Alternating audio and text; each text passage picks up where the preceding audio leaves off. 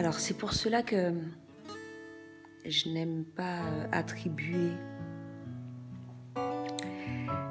des noms non plaisants à certaines personnes, tout simplement parce que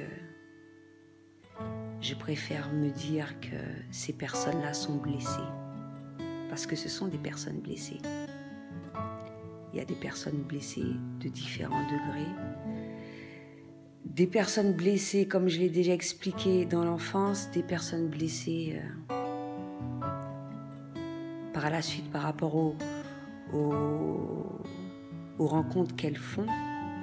Parce que tant que tu ne prends pas conscience de ta blessure, tu traînes ça derrière toi.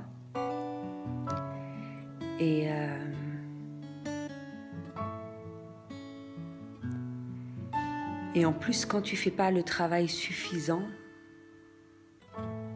et c'est pour cela, encore une fois, que je dis que cela sert énormément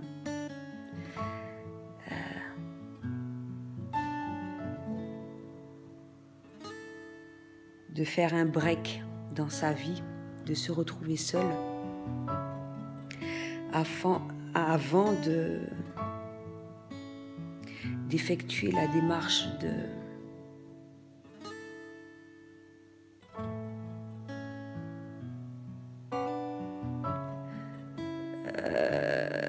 de rencontres, couple, etc., etc.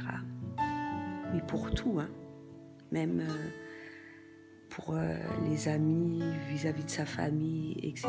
Parce que par rapport à cela, ça te permet de mieux te retrouver, de savoir ce dont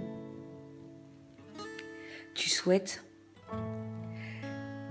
Ça te permet également d'être heureux et d'éviter de faire un report de blessures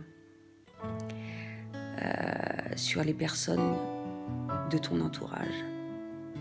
Parce que c'est ce qui se passe le plus souvent, c'est que de manière inconsciente, on blesse les personnes de notre entourage parce que on n'a pas conscience réellement qu'on a été blessé, on n'a pas conscience réellement qu'il faut effectuer un travail sur soi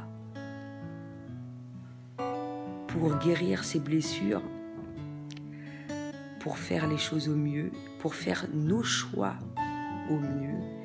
Parce que s'ils n'ont pas été faits au préalable, la vie nous le montre à travers nos rencontres, etc. Et comme je le dis, bien sûr, il y a beaucoup de choses qui auraient pu être évitées sans être évitées par rapport aux intuitions, parce que moi, quand je fais un topo, il y a des choses où, après, par exemple, une séparation, etc., etc., quand je fais un topo de tout ce qui s'est passé, il y a des choses qui m'ont montré qu'effectivement, je ne devais pas vivre que plus que telle chose que j'ai vécue avec cette personne-là, en fait. Peut-être que ça arrive à un stade, ouais, on a bien profité, on a profité du bon côté de la personne, etc.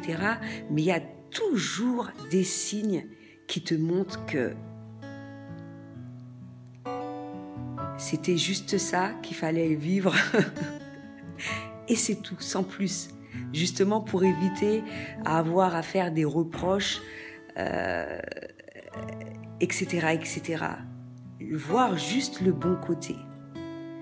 C'est comme quand tu prends la décision de te séparer à court, long, moyen terme d'une personne, ne pas le prendre mal, que ce soit vis-à-vis de la personne qui a pris la décision ou la personne qui subit, d'être dans l'acceptation, en fait.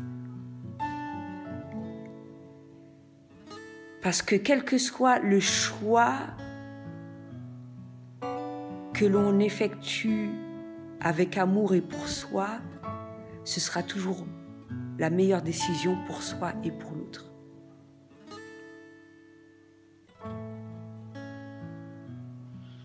Mais bien évidemment, même s'il y a les signes, etc., mine de rien, il faut avoir ces expériences-là pour savoir que non, ça ne me plaît pas, je ne veux pas.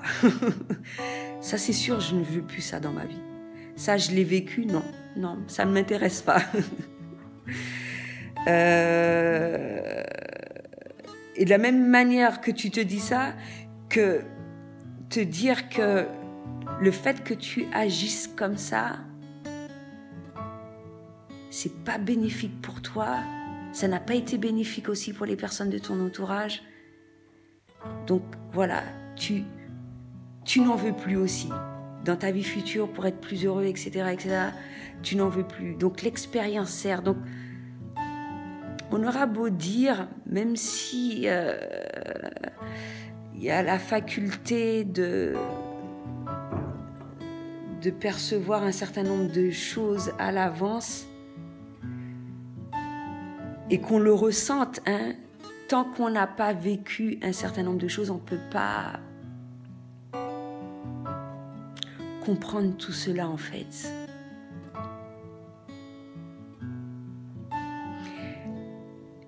Et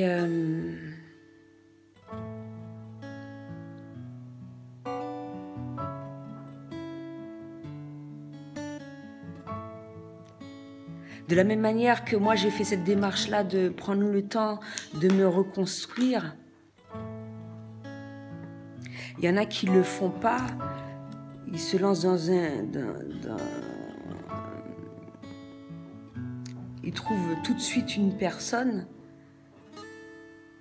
et pour eux ça fonctionne, bon entre guillemets ça fonctionne, c'est-à-dire qu'ils restent un bon nombre de temps ensemble, mais ça ne veut pas dire que c'est pas plus difficile que si une personne avait effectué justement cette démarche-là, de se reconstruire là, de reconstruction, de prendre conscience qu'il y a des blessures afin de les soigner, etc. Et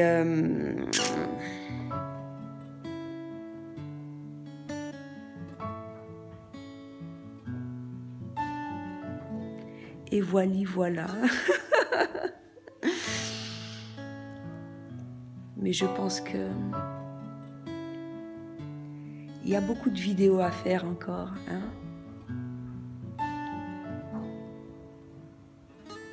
Mais prendre du recul par rapport à tout cela, je pense que tout le monde en a besoin en ce moment. Afin de ne pas porter de jugement, de ne pas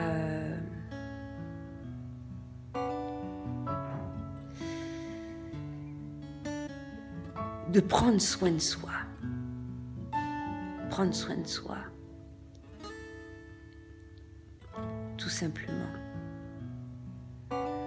Pour que le nécessaire soit fait là, durant les jours qui viennent.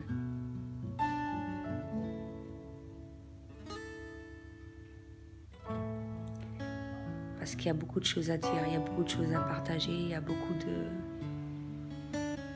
Je pense qu'il y a beaucoup de personnes qui souhaitent faire pas mal de choses.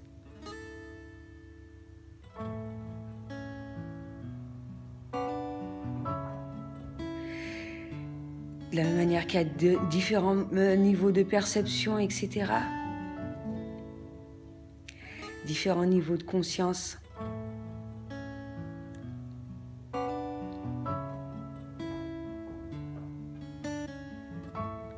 Mais il y a encore beaucoup de choses à faire. Mais le recul sert. Le recul sert. Et la solitude aussi. Et passer du temps avec les gens qu'on aime. Se faire des gros câlins. Hein, pour s'aider à surmonter justement ces phases-là. Justement, moi, durant mes voyages, ça me manquait, ces moments-là. Là, j'en profite. Ma mère, elle est là. Donc voilà. Des fois, je pense que Même il ne faut pas trop parler,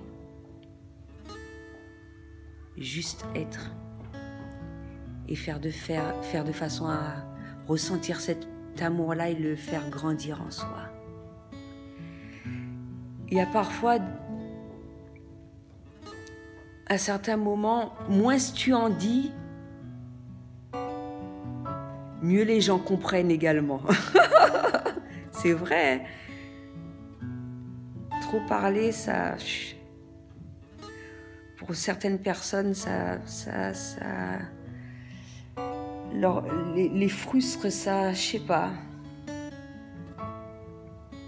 Ça leur donne des cheveux blancs, ça leur donne trop à réfléchir. Hein? Donc, prendre soin de soi. On va faire ce qu'il y a à faire là, je pense.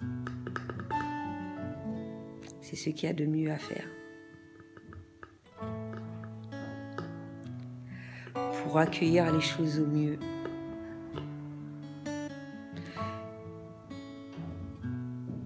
Pour qu'un certain nombre d'issues se passent au mieux.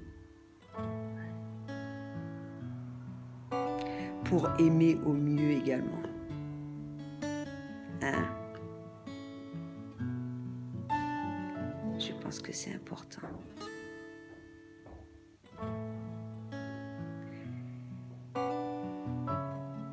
Et ce, même si on souhaite aider.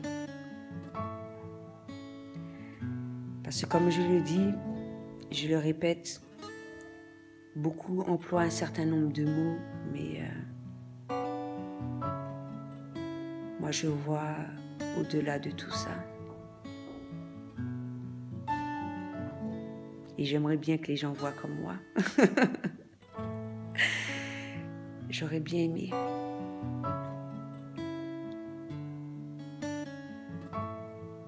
Mais bon, qui sait, un jour ça se fera. Il y en a quand même qui voient comme moi. Il y en a quand même. Il y en a pas mal, j'en doute pas.